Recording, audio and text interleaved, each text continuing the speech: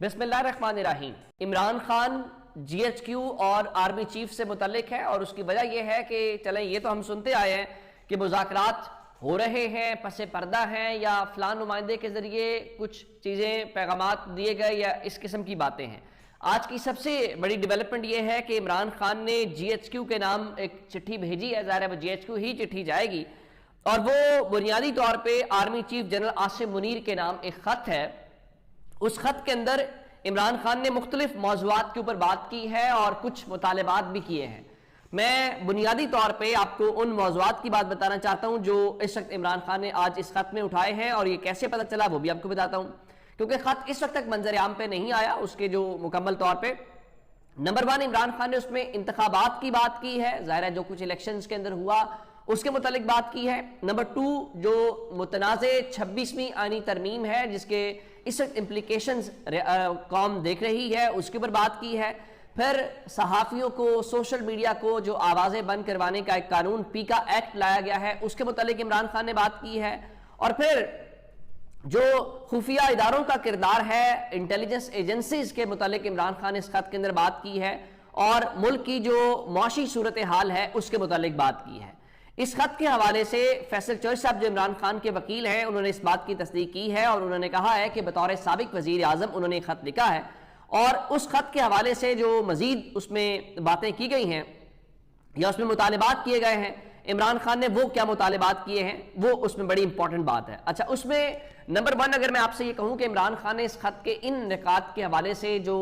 अपनी मुतालबा किया है वो 1 लाइनर मुतालबा हम उसको कह सकते हैं। इमरान खान ने आर्मी चीफ और GHQ को लिख के अपनी पॉलिसियां तब्दील करने का मुतालबा किया है। कैसे, मैं उसमें डिटेल्स में आपको बता देता हूं। इमरान खान ने कहा कि फौज और कौम में दूरियां पैदा हो रही हैं और इन फासलों की सबसे बड़ी वजह इस्टेब्लिशमेंट की पॉलिसियां हैं। इस्टेब्लिशमेंट उनके साथ खड़ी हुई जो 2 दफा के NRO ज़दा हैं और इसी वजह से कौम में नफरत पैदा हुई है। और इमरान खान ने इसके अलावा यह कहा कि दहशतगर्दी के खिलाफ जंग में फौज तब कामयाब होती है जब कौम उसके पीछे खड़ी हो, इसलिए अपनी पॉलिसियों को बदलें। ये अभी इब्तदाई सूरत हाल है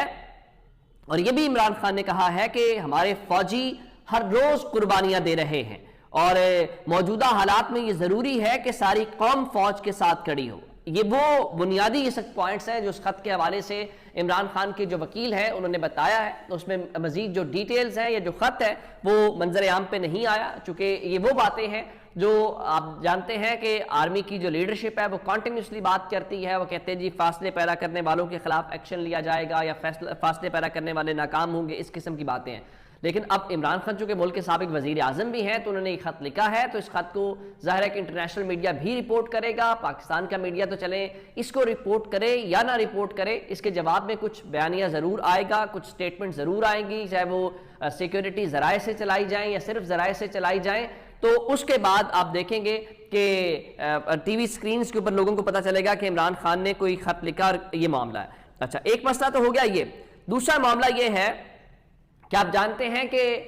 जजेस का ट्रांसफर हुआ, उस ट्रांसफर को लेके आज वकला तो वहां पे हड़ताल कर रहे हैं, वो पेश नहीं हुए। और एक पहला सवाल ये था कि आया वो जो जजेस हैं उन्होंने ओथ क्यों नहीं लिया, क्योंकि वो नई हाई कोर्ट में आए हैं। आप इस्लामाबाद में गए हैं अगर लाहौर से तो आपने लाहौर हाई कोर्ट का ओथ लिया हुआ था। तो जनाब जस्टिस याह्या अफरीदी डट के खड़े हैं और जस्टिस याह्या अफरीदी जो है वो खुलकर सामने भी आ गए हैं और उसके बाद उन्होंने इस बारे में इसका जो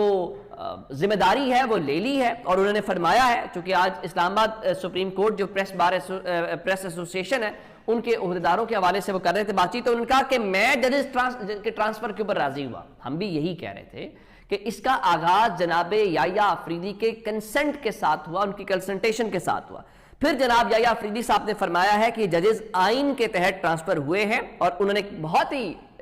फिर उन्होंने कहा कि आर्टिकल 200 जो आइन का है उसके तहत कि अच्छा कदम है। फिर उन्होंने एक और बात फरमाई और उन्होंने ये फरमाया कि एक बलोची बोलने वाला जज आया है, एक सिंधी बोलने वाला जज आया है और उनके मुताबिक ये विफाक पूरे मुल्क का है। और उसके साथ उन्होंने ये फरमाया है کہ اس کو انہوں نے خوش آئند قرار دیتے ہوئے کہا کہ مزید صوبوں سے بھی ججز جو ہیں وہ بالکل آنے چاہیے، اور پھر انہوں نے یہ کہا کہ جو آئینی مینڈیٹ مجھے ملا ہے میں اس کو دیکھ کر ہی فیصلے کرتا ہوں۔ پھر جناب جسٹس یحییٰ آفریدی نے کہا کہ یہ جو ہائی کورٹ ہے وہ کسی ایک صوبے کی نہیں ہے، تو ایک تو ان ججز کی حوصلہ افزائی ہونی چاہیے اور باقی بھی ہے۔ پھر انہوں نے ایک اور بات فرمائی، یہ جو کیا کہتے ہیں کہ اوتھ لیا کہ نہیں لیا، تو انہوں نے فرمایا کہ اسلام آباد جو ہائی کورٹ کے ججز ہیں ان کے مطابق ان کا جی یہ اسلام آباد ہائی کورٹ ججز کے ٹرانسفر کے معاملے کو مکس نہ کیا جائے، اور ججز کی تعیناتی اور ٹرانسفر دو الگ معاملے ہیں۔ چلیں اب وہ یہ فرما رہے ہیں، یعنی دوسرے لفظوں میں جناب یحییٰ آفریدی صاحب کہ اوتھ لینے کی شاید ضرورت نہیں تھی، اور یہ بھی شاید اوتھ نہ لینے والا معاملہ بھی ان کی مرضی اور منشا کے ساتھ ہی ہوا ہے۔ اچھا، اس کو ہٹ کے جو اگلی بات ہے، یہ صرف جناب یحییٰ آفریدی صاحب نہیں کہہ رہے، پھر ایک اور بات کہ ججز کی سینیورٹی کیا ہوگی،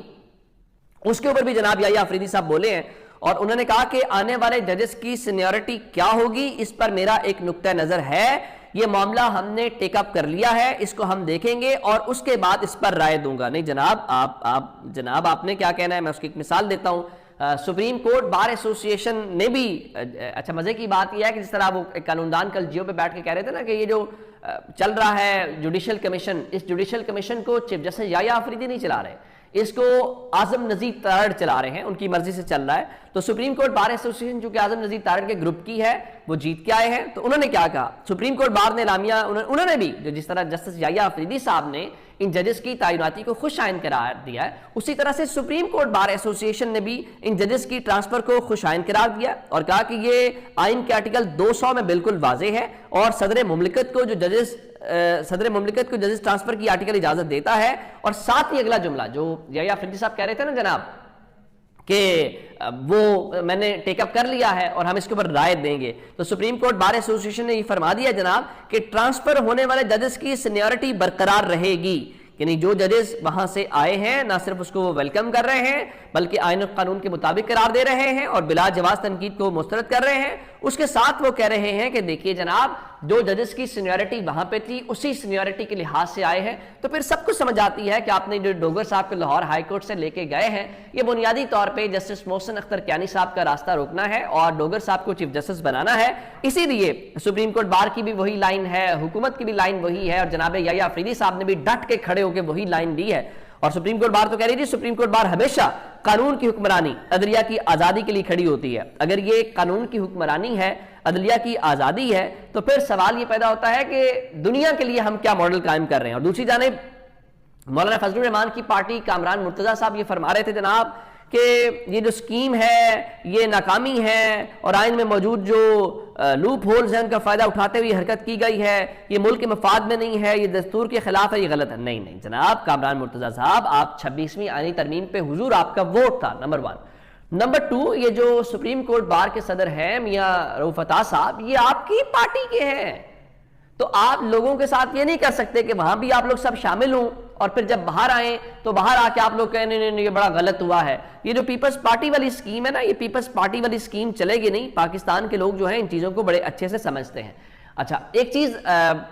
اس حوالے سے آپ کو بتانا ضروری ہے، جو فوجی عدالتوں میں معاملہ چل رہا ہے، آپ جانتے ہیں کہ وہاں پہ آج بھی سماعت ہوئے اور